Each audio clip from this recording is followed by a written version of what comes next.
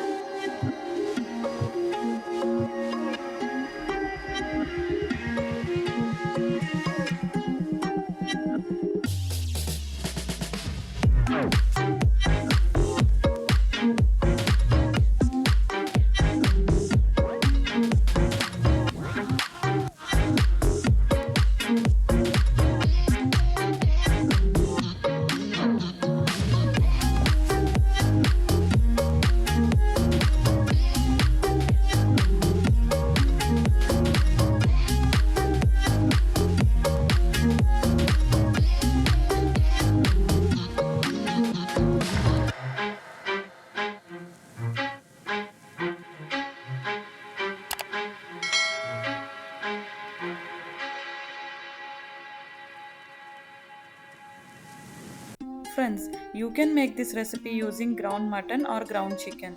I'm sure you'll love this recipe and will become one of your most complimented recipe.